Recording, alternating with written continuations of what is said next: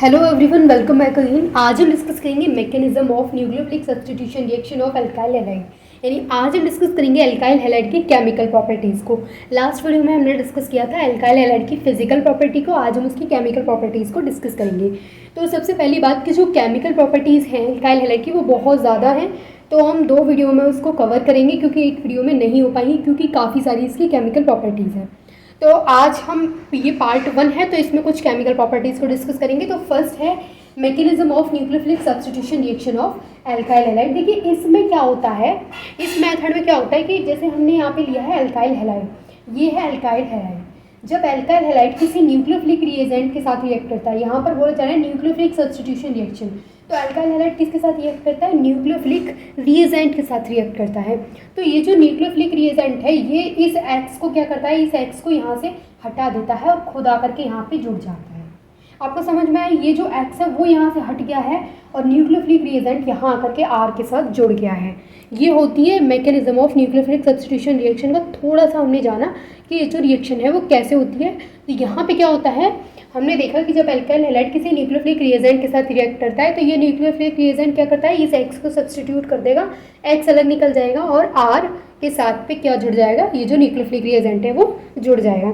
अब ये जो रिएक्शन है ये 2 मेथड से कंप्लीट होती है, यानी जो रिएक्शन है वो 2 मेथड से कंप्लीट होती है, एक SN1 और दूसरा SN2।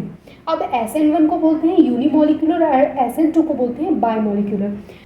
ठीक है, तो सबसे पहले आपने यहाँ तक समझा कि जब भी अल्काइल हैलाइड न्यूक्लियोफिलिक रिएजेंट के साथ रिएक्ट करेगा तो न्यूक्लियोफिलिक रिएजेंट क्या करेगा, उस जो एक्स है, जो हैलोजन है, वहाँ से उसको हटा देगा और उसकी जगह पे खुद आ जाएगा। अब ये जो रिएक्शन है वो कितने स्टेप में कंप्लीट होगा? 2 स्टेप में कंप्लीट होगा।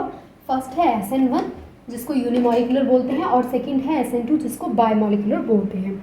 अब फर्स्टली हम बात करेंगे SN1 यूनिमोलिकुलर मैकेनिज्म के बारे में। तो फर्स्ट पॉइंट डाल के आपको लिखना है SN1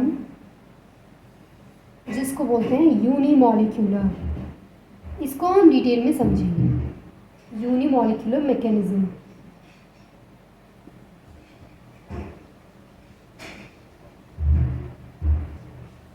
देखिए इसमें क्या होता है कि जैसे इस रिएक्शन में क्या होगा, जैसे हमने यहाँ पर लिया अल्काइल हैलाइड, हमने यहाँ पर ले लिया अल्काइल हैलाइड और इसको हमने रिएक्ट करवाया न्यूक्लियोफिलिक रिएजेंट के साथ। ठीक है, अल्काइल हैलाइड लिया हमने और उस अल्काइल हैलाइड को हमने रिएक्ट करवाया न्यूक्लियोफिलिक रिएजेंट के साथ।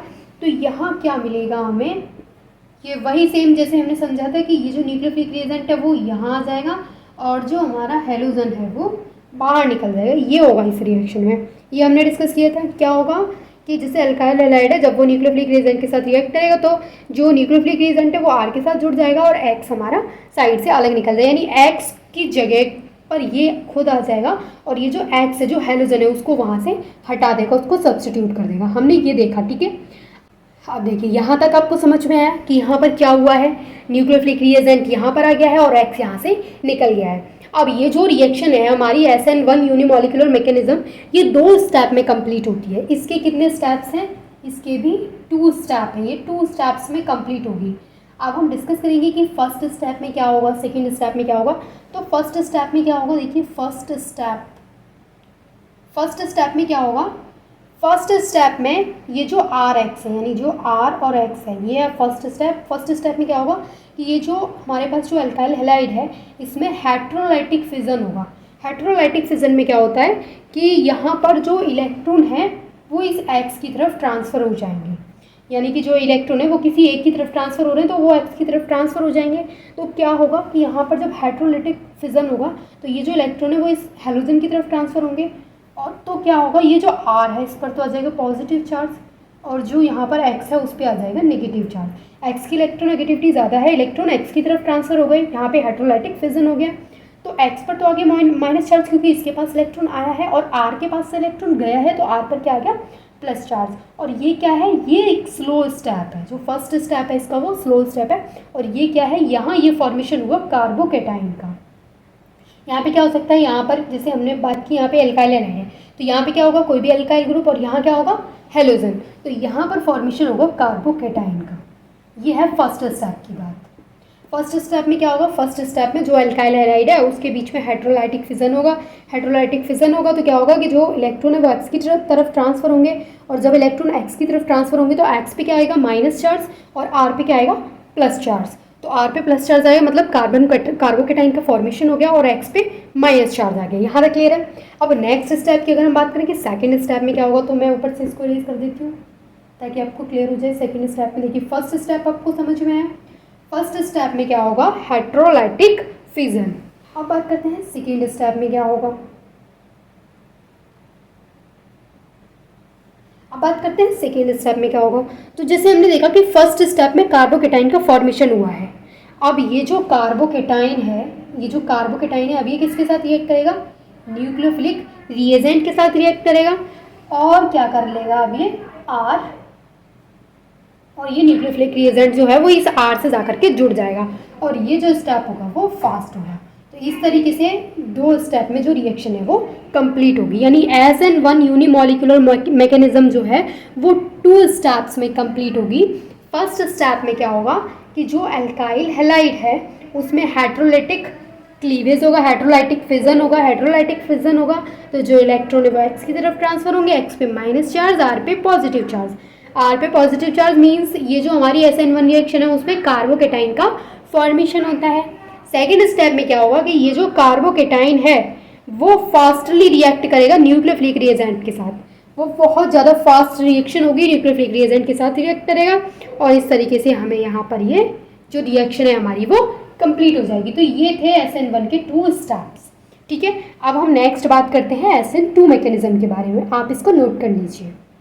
इससे पहले हम क्या करते हैं, इसका एक एग्जाम्पल और देख लेते हैं कि ये 2 स्टेप में कंप्लीट हो रही है, तो इसका एग्जाम्पल करके देख लेते हैं। और आपने ये नोट कर लिया होगा, देखिए इसका हम एग्जाम्पल लेंगे यहाँ पर टर्सरी ब्यूटाइल ब्रोमाइड। हम क्या लेंगे, एग्जाम्पल देख रहे हैं हम, किसका देख रहे हैं, SN1 वाले का ही देख रहे हैं। तो हम यहाँ पे लेंगे CH3 का होल थ्राइस CBr।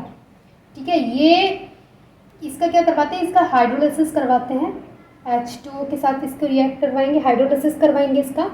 तो यहाँ पे फॉर्मेशन होगा CH3 3COH, यानी यहाँ से जो OH है वो इससे जाकर के जुड़ जाएगा, और Br यहाँ से अलग निकल जाएगा। अब ये तो हमने देख लिया कि इस तरीके से जो रिएक्शन है वो कंप्लीट हो रही है। अब अगर हम इसकी मैकेनिज्म देखेंगे तो हमको समझ में आएगा कि इसमें किस तरीके से कार्बोकेटाइन का फॉर्मेशन हुआ सबसे पहले, और वो स्लो प्रोसेस था। देन सेकंड जो स्टेप था उसमें कार्बोकेटाइन किसके साथ रिएक्ट करेगा, न्यूक्लियोफिलिक रिएजेंट के साथ रिएक्ट करेगा, जो कि बहुत ज़्यादा फास्टली रिएक्ट करेगा। तो अब हम इसकी मैकेनिज्म देखेंगे तो आपको समझ में आएगा ये रिएक्शन कैसे हुई। इसकी अगर हम मैकेनिज्म की बात करें, आपको नोट करना है, हम इसकी मैकेनिज्म देख रहे हैं। देखिए, हम इसकी मैकेनिज्म की बात करें तो अगर मैं इसको लिखना चाहूँ तो मैं ऐसे भी लिख सकती हूँ, इस वाले को CH3 CH3, इसको हम ऐसे लिख सकते हैं, और ये जो Br है उसको ऐसे अटैच करवा सकते हैं। इसका हमने सबसे फर्स्ट स्टेप में क्या होगा, ये फर्स्ट स्टेप चल रहा है, डाल लीजिए आप, फर्स्ट स्टेप है ये। फर्स्ट स्टेप में क्या होगा, फर्स्ट स्टेप सबसे पहली बात तो फर्स्ट स्टेप स्लो होता है। फर्स्ट स्टेप में क्या होता है, कार्बोकेटाइन का फॉर्मेशन होता है। तो CH3 एज इट इज़ आ गया, CH3 as it is, CH3 as it is, और यहाँ पर किसका फॉर्मेशन हो गया, कार्बोकेटाइन का फॉर्मेशन हो गया, और जो Br है वो अलग हो गया। ये तो था फर्स्ट स्टेप तक। फर्स्ट स्टेप में क्या हुआ, कार्बोकेटाइन का फॉर्मेशन हुआ, और जो Br है वो अलग हो गया। देन नेक्स्ट स्टेप में क्या होगा, मैं इसको रीज कर दूँ फर्स्ट स्टेप को। अब हम नेक्स्ट स्टेप बताती हूँ आपको, सेकेंड स्टेप जो है इसका, हम इसकी मैकेनिज्म देख रहे हैं तो आप साथ के साथ नोट करते चलिएगा। ठीक है, सेकेंड स्टेप बताती हूँ मैं अब आपको। फर्स्ट स्टेप मैंने बताया, आपने नोट कर लिया होगा, आप उसका स्क्रीनशॉट ले लिया करिए अगर नोट नहीं कर पाते हैं जल्दी से तो।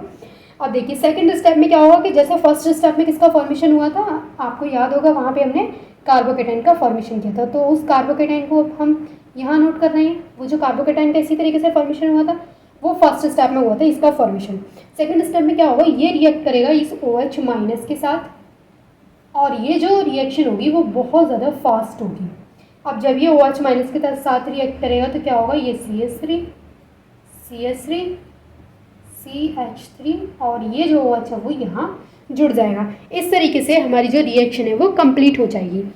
आप देख सकते हैं ये वाला जो है वही ये वाला है, आपको दिखाई दे रहा होगा। बस यहाँ पर क्या है कि CH3 ये बॉन्ड से यहाँ पर शो कर दिए गए, जबकि यहाँ पर सिर्फ ऐसे ही लिख दिया गया है, बाकी सेम है। तो इस तरीके से ये जो रिएक्शन है वो 2 स्टेप में कंप्लीट हुई। देखिए, अब आपको इस रिएक्शन को नोट कैसे करना है। जैसे मैंने आपको SN1 लिखवाया था तो फिर SN2 लिखवाया था, तो सबसे पहले तो आपको यही लिखना है कि mechanism of nucleophilic substitution reaction, इसको डालना है। उसके बाद आपको वो एग्जाम्पल करना है जो मैंने वहाँ पे आपको बताया था। देन आपको लिखना है कि ये जो मेथड है वो 2 स्टेप में कंप्लीट होता है।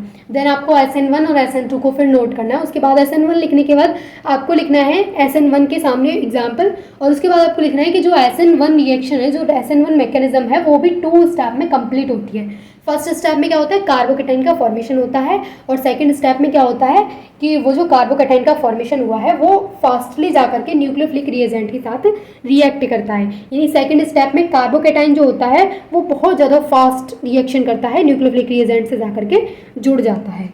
ये थी इसकी रिएक्शन, और यहाँ हमने एक एग्जाम्पल देखा इसका, और उस एग्जाम्पल की मैकेनिज्म को भी करके देखा टर्सरी ब्यूटाइल ब्रोमाइड की। ठीक है, अब हम बात करते हैं SN2 की। आप इसको नोट कर लीजिए, और अगर आपको लिखना नहीं आ रहा हो, नोट्स वगैरह नहीं आ रहे हो, तो वो मैं आपको टेलीग्राम पे प्रोवाइड करा दूंगी। आप मुझे एक बार कमेंट में ज़रूर बता दीजिएगा।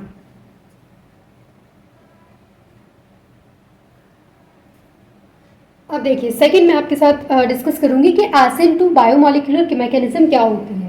सेकंड हम डिस्कस करेंगे SN2 बायोमोलिकुलर मैकेनिज्म।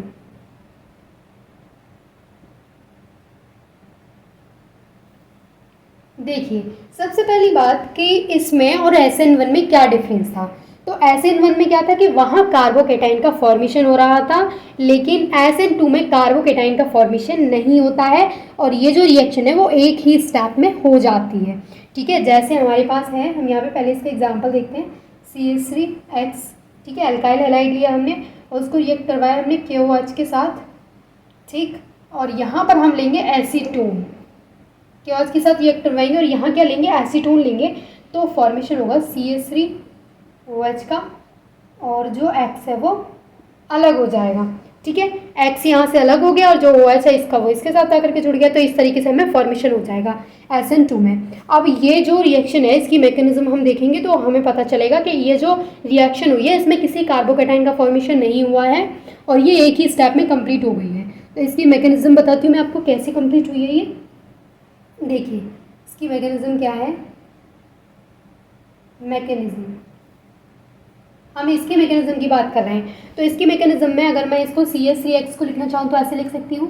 जो कार्बन से जो 3 हाइड्रोजन यहाँ पे जुड़े हैं, मैं उनको ऐसे ओपन करके लिख सकती हूँ, बॉन्ड बना करके। और जो X है उसकी जगह पे हम क्या ले सकते हैं, Br ले सकते हैं। यानी यहाँ पर आप Br ले लीजिए। ठीक है, यहाँ आप Br ले लीजिए, और यहाँ भी Br निकल गया। ठीक है, अब यहाँ मैंने क्या कर लिया, यहाँ पर मैंने Br ले लिया है, आपको अच्छे से क्लियर हो जाएगा। ठीक है, अब मैंने यहाँ पे Br लिया, क्या होगा कि इस पर तो आएगा माइनस चार्ज और इस पर आएगा पॉजिटिव चार्ज। इस पर माइनस क्यों आएगा, क्योंकि इसकी इलेक्ट्रोनेगेटिविटी ज़्यादा होती है। ठीक है, इसकी इलेक्ट्रोनेगेटिविटी ज़्यादा है, इस वजह से इस पर आएगा माइनस चार्ज। अब ये रिएक्ट करेगा इस OH माइनस के साथ, और ये जो स्टेप होगा वो स्लो स्टेप होगा। ये स्लो स्टेप होगा, ये OH माइनस के साथ रिएक्ट करेगा। अब क्या होगा, यहाँ पर देखिए, यहाँ पर क्या होगा, ये जो Br वाला जो बॉन्ड है, यहाँ से ये बॉन्ड ब्रेक होगा। तो जब तक ये बॉन्ड ब्रेक होगा नहीं, तब तक ये OH वाला उससे जुड़ने की कोशिश करेगा। कैसे करेगा, देखिए, जैसे ये जो कार्बन है, मैं इसको लिखती हूँ सबसे पहले, एक हाइड्रोजन इससे यहाँ अटैच है, एक हाइड्रोजन ये अटैच है, एक हाइड्रोजन ये अटैच है। अब यहाँ पर ये जो OH है ये उससे आकर के जुड़ने की कोशिश कर रहा है, इसको ऐसे लिख लीजिए HO। ठीक है, ये जो OH है वो इससे आकर के जुड़ने की कोशिश कर रहा है, और जब तक ये Br वाला जो बॉन्ड है वो ब्रेक हुआ भी नहीं है, जो Br वाला जो बॉन्ड है वो वहाँ से ब्रेक हुआ नहीं है, वहाँ से हटा नहीं है, तब तक ये जो OH वाला है ये इससे जुड़ने की कोशिश कर रहा है। मतलब यहाँ पर ये जो डॉट डॉट आपको दिखाई दे रही है, जो डॉट डॉट मैंने यहाँ पे शो किए हैं, इसका मतलब ये है कि OH वाला इससे जुड़ने की कोशिश कर रहा है, अभी तक जुड़ा नहीं है, और Br वाला इस ब्रेक होने की कोशिश कर रहा है, यानी Br वाला ब्रेक होने वाला, लेकिन अभी तक यहाँ से कोई ब्रेक हुआ नहीं है। तो हमने इस वजह से इसको डॉट से शो कर रखा है। अब इसको बोलते हैं ट्रांजिशन स्टेट। ये क्या है, ये है ट्रांजिशन स्टेट, ये है ट्रांजिशन स्टेट। अब क्या होगा, ये स्टेप तो स्लो है, अब क्या होगा, नेक्स्ट स्टेप होगा इसका बहुत फास्ट। नेक्स्ट स्टेप इसका फास्ट होगा। फास्ट स्टेप में क्या होगा कि जो Br है अब वो वहाँ से ब्रेक हो जाएगा, और जो OH है अब वो इससे जुड़ जाएगा। तो किस तरीके से फॉर्मेशन होगा, कार्बन हाइड्रोजन हाइड्रोजन हाइड्रोजन, और यहाँ जो वो OH था वो अब यहाँ पर जुड़ गया है, और इसके अलावा किसका फॉर्मेशन हो जाएगा, इसके अलावा फॉर्मेशन हो जाएगा Br, मतलब Br माइनस जो था वो अलग हो जाएगा। देखिए यहाँ तक मैंने लिखा, जो Br माइनस था वो, ये जो Br था वो अलग हो गया, और जो हमारा जो OH था वो अब इससे जुड़ गया, तो इस तरीके से हमें किसका फॉर्मेशन हो गया, CH3OH और Br अलग हो गया। तो ये थी SN2 बायोमोलिकुलर मैकेनिज्म कि SN2 को हम किस तरीके से समझ सकते हैं। ये जो रिएक्शन थी इसमें कार्बोकेटाइन का फॉर्मेशन नहीं होता है, एक ही स्टेप में कंप्लीट हो जाती है, जबकि SN1 में क्या होता है, कार्बोकेटाइन का फॉर्मेशन होता है। तो देखिए वीडियो बहुत ज़्यादा लेंदी हो चुकी है, तो अब मैं आगे के जो इसके और केमिकल प्रॉपर्टीज़ हैं उनको डिस्कस नहीं करूँगी इस वीडियो में, उनको हम नेक्स्ट वीडियो में डिस्कस करेंगे। आज मैंने सिर्फ आपको SN1 और SN2 को समझाया। मुझे लगता है कि आपको समझ में आ गया होगा। अगर नहीं आए तो आप दोबारा से इसको देखने की कोशिश करिए। अब आप दोबारा देखेंगे तो आपको क्लियर हो जाएगा। और अगर आपको कोई भी डाउट है तो वो आप कमेंट में पूछ सकते हैं। और अगर आपको नोट्स चाहिए या तो आप खुद ही नोट्स बना लिया करिए, जैसे मैंने आपको कंसेप्ट समझाया, अब आप नोट्स अपनी लैंग्वेज में खुद से बना सकते हैं। अगर नहीं बना सकते हैं तो आप फिर कमेंट करके बता दीजिएगा, मैं आपको टेलीग्राम पे ये नोट्स प्रोवाइड करा दूँगी। And thanks for watching this video.